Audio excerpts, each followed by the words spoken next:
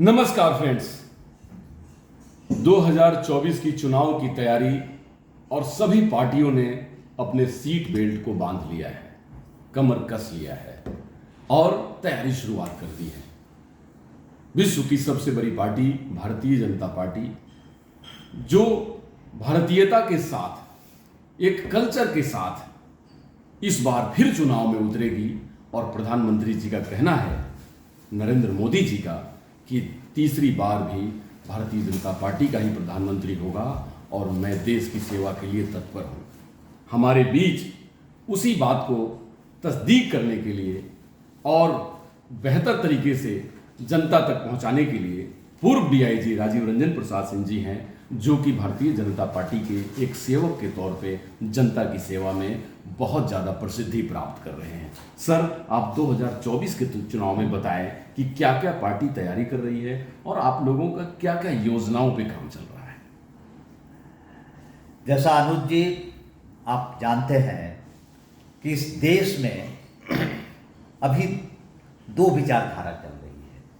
एक हमारे माननीय प्रधानमंत्री, यशस्वी प्रधानमंत्री श्री नरेंद्र मोदी जी की विचारधारा है और उनका विजन है कि भारत देश को एक विकसित राज्य, विकसित देश पूरे विश्व में बनाना है।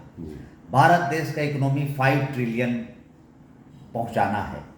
भारत देश का हर व्यक्ति को हाथ में रोजगार, हर व्यक्ति को काम, और जो हम लोगों का नारा है कि मेक इन इंडिया, उस नारा को आगे बढ़ाना है, उस कार्य को आगे बढ़ाना है। ये माननीय प्रधानमंत्री जी का विजन है।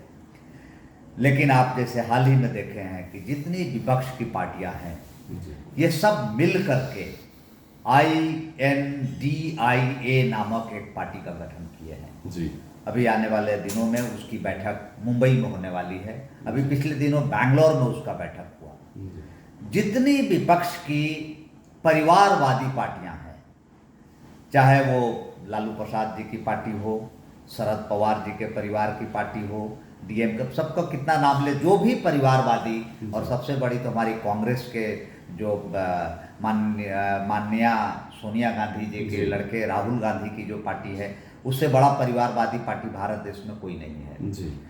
तो कल ही मैं एक डिबेट देख रहा था पार्लियामेंट में कि सोनिया जी का मात्र एक एजेंडा है।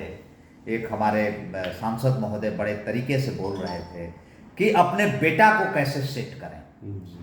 अब अगर किसी पार्टी का मात्र एक एजेंडा हो कि हम अपने बेटा को कैसे सेट करें, तो आप सोचिए कि इससे बड़ा परिवारवादी पार्टी हो ही नहीं सकता है जी। नाम के इन्होंने कांग्रेस अध्यक्ष बनाया है खड़गे जी को। मैं बड़ा सम्मान करता हूं उनका, बहुत बुजुर्ग नेता है, लेकिन रियल पावर ऑफ सेंटर अभी भी राहुल गांधी के ही इर्द गिर्द रहती है। आप पार्लियामेंट में राहुल गांधी का बॉडी लैंग्वेज देख सकते हैं। कल भी मैंने बड़ा नजदीक से उनका बॉडी लैंग्वेज देख रहा था। तो ये जो पार्टियों का मिशन है, इनका एकमात्र उद्देश्य है कि नरेंद्र मोदी को कैसे हटाया जाए। क्योंकि इन्हें पेट में दर्द हो रहा है कि न खाएंगे न खाने देंगे की नारा माननीय प्रधानमंत्री की है। इतने लोगों के घरों पर ईडी का रेड हो रहा है, सारे लोग फंसे हुए हैं कहीं ना कहीं। आप सोचिए कि शायद ही कोई ईडी का रेड होगा जो खाली हाथ लौटा होगा। सब जगह से करोड़ों रुपए मिल रहे हैं। तो इनका एकमात्र उद्देश्य है कि मोदी जी को हटाएं। मोदी जी को हटाकर इनका क्या विजन है, ये देश के सामने ये नहीं ला रहे हैं। एजेंडा है कि किसी भी तरह कास्ट समीकरण ला करके, कॉम्युनल समीकरण ला करके, मुस्लिमों को डरा करके और मोदी को हटाएं। लेकिन मोदी को क्यों हटाएं, ये कहीं विजन नहीं परिलक्षित हो रहा है। देश के सामने मोदी का विकल्प इन्हें देना चाहिए ताकि देश की जनता स्वयं सोचे। ये एक तरह से सोचिए तो जनता वर्सेस विपक्ष है जी। जनता जो है आज भारतीय जनता पार्टी के साथ है। माननीय प्रधानमंत्री श्री मोदी जी आज पूरे विश्व में सबसे मोस्ट पॉपुलर नेता हैं जी। ये इनको हजम नहीं हो रहा है। इनको लग रहा है कि हम लोकसभा में सारे अगर जात के लोग जमा हो जाएंगे तो मोदी जी को हरा देंगे। यही उद्देश्य है जी। आपने बिल्कुल सही कहा कि एक एजेंडा सिर्फ यही कि मोदी जी को हटाना है, लेकिन ये बात बिल्कुल सत्य है कि कोई भी पार्टी जब एक संगठित होकर किसी भी विपक्ष में जब बात करती है तो उसका एक एजेंडा होता है। तो भारत की जनता पूछती है कि मोदी नहीं तो कौन, मोदी का विजन नहीं तो कैसा विजन। मोदी का विचार और देश की तरक्की और आर्थिक विकास की एक रोड मैप नहीं तो किसका रोड मैप? ये बहुत बड़ी सवाल है जो भारत की जनता पूछ रही है उस INDI वाले लोगों से। तो सर, इस बार का चुनाव जो है वो डायरेक्ट आपको क्या लग रहा है, किसके वर्सेस किसके होने जा रहा है, और ये चुनाव का नतीजा किस तरफ होगा, जो आपके कयास हैं, क्योंकि आप बड़े अनुभवी हैं इसमें? देखिए अनुज जी, हम लोग सरकारी नौकरी में एज ए पुलिस ऑफिसर लगातार चुनाव ही कराते रहे हैं विगत 30 साल से। कितने चुनाव हम लोगों ने देखा जी। मेरा मानना है कि अगर स्वार्थवश कोई गठबंधन बनाई जाए और अगर उसका उद्देश्य सिर्फ चुनाव जीतना हो तो जनता बेवकूफ नहीं है। भारत देश की 50% आबादी 50% आबादी 25 वर्ष से कम का है। आप सोचिए, भारत एक जुआ देश है। आज का जो जुआ है वो इंटरनेट देखता है, आज का जुआ है जो पूरे वर्ल्ड को देखता है, आज का जुआ मोदी जी के कामों को देखता है। आज शायद ही कोई ऐसा जुआ होगा जो मोदी जी को नहीं जानता है, जो मोदी जी के करीब अपने को महसूस नहीं करता है जी। तो ये जो चुनाव होना है, ये चुनाव बीजेपी के लिए जनता लड़ेगी और मुझे पूरा विश्वास है कि ये जो पार्टियां जो स्वार्थवश जमा हुई हैं, इनका कोई विजन नहीं है। इनका बस है कि चुनाव जीतने के लिए फ्री बांटो जी। अभी मैं हाल ही में बैंगलोर गया था, चारों तरफ होर्डिंग्स लगा हुआ है कि 200 यूनिट बिजली फ्री, इतना रुपया सबको फ्री जी।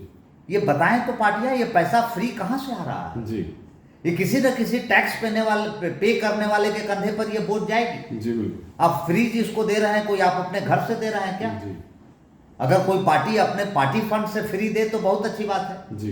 लेकिन अगर किसी टैक्स पेयर का पैसा लेकर के और लोगों में फ्री बांटे और लोगों को निकम्मा बनाए, लोगों को फ्री बिजली दे और बिजली बाकी लोगों का जो है वो हाई रेट पे चला जाए, तो हम समझते हैं कि ये कोई न्याय नहीं है जी। और इस तरह का पॉलिटिक्स, लोक लुभावन पॉलिटिक्स, इसको हम लोग अपीजमेंट पॉलिटिक्स कहते हैं जी। ये अपीजमेंट पॉलिटिक्स बंद होनी चाहिए जी। सुप्रीम कोर्ट ने भी इसको तस्दीक किया है कि फ्री सीट की राजनीति भारत में बंद होनी चाहिए, क्योंकि वो लालच और ग्रीड का पॉलिटिक्स है, नीड का नहीं है। बिल्कुल आपने सही कहा। एक तरह से ये पब्लिक को घूस देने के लिए उत्प्रेरित करना है, ये लालच दे रहे हैं कि आप हमें वोट दें, हम आपको फ्री में ये देंगे जी। कल गए जनता को पूछना चाहिए कि आप फ्री में कहां से देंगे भैया जी? आपके पास है पैसा जो आप फ्री में देंगे जी? अब टाटा बिरला और अंबानी तो नहीं है, आप कहां से देंगे फ्री में जी? बिल्कुल। तो फ्री में देंगे, मेरा ही पैसा हमसे लेकर के आप दे रहे हैं और कह रहे हैं कि मैं फ्री में दे रहा हूं जी। आपके पास पार्टी चलाने के लिए पैसा नहीं है, पार्टी चलाने के लिए आप चंदा लेते हैं और कह रहे हैं कि मैं फ्री में 200 यूनिट बिजली दे दूंगा। आप कहां से बिजली देंगे जी? बिल्कुल। तो ये बहुत सोचनीय बात है और मैं मानता हूं कि हमारे यंग जनरेशन को सोचने की जरूरत है। यंग जनरेशन ऐसे पार्टियां और स्वार्थी पार्टियों को बिल्कुल वोट न दें। और अभी बेसिकली हम लोग के पास लोकसभा का चुनाव है, तो मैं आपके माध्यम से ये जरूर कहना चाहूंगा जमशेदपुर की और झारखंड की जनता को कि जो भी जुआ 1 अक्टूबर 2023 तक 18 साल के हो जाएं, अभी मतदाता पुनरीक्षण चल रहा है, नया वोटर लिस्ट बन रहा है और ये 21 तारीख तक चलेगा। वो जुआ अपने वोटर लिस्ट में नाम जुड़वाएं, अपने को नए वोटर्स बनवाएं और मैं तो कहूंगा कि भारतीय जनता पार्टी को वोट देकर के बीजेपी को मजबूत बनाएं जी। बहुत बहुत धन्यवाद। देखिए, आप सभी, हम सभी एक वो उम्मीद रखते हैं एक सरकार से, एक व्यक्ति से, जो आपने सुना कि इन्होंने पूरे देश के लिए, पूरे देश की जनता और जमशेदपुर की जनता को खासकर कहा है कि आप सबसे पहले वोटर बने, क्योंकि वोटर ही राइट रखता है सरकार को बनाने का और सरकार को बदलने का। तो इसके लिए इंडिया टीवी ऑनलाइन सर सबसे पहले आपको सैल्यूट करती है, क्योंकि आपने उस बात को पूरे विश्व पटल पर, पूरे भारत के पटल पे सबसे प्रथम इस बार अभिषेक रखना शुरू कर दिया है। क्योंकि वोटर जागरूकता इस देश की सबसे अहम जिम्मेवारी है, राजनीतिज्ञों की भी और पत्रकारिता की भी। सर ने बहुत मुद्दे अच्छे उठाए और देश की जनता, ऐसा हमें भी या पूरे समाज को लग रहा है कि देश की जनता वर्सेस कुछ पार्टियां, देश की जनता वर्सेस कुछ आरोप, देश की जनता वर्सेस कुछ ऐसे मिथ्य प्रचार होने वाले हैं इस बार चुनाव में कि जिससे कि जनता बहुत ही बेहतर तरीके से जवाब देने वाली है उन सब लोगों को कि जो जनता को ही कटघरे में खड़ा करते हैं। क्योंकि जनता विकास चाहती है, देश को विकसित, विकासशील से विकसित चाहती है। देश की जनता $5 ट्रिलियन इकोनॉमी चाहती है। देश की जनता भारत की इकोनॉमी के 3rd, 2 और 1 पे आना चाहती है।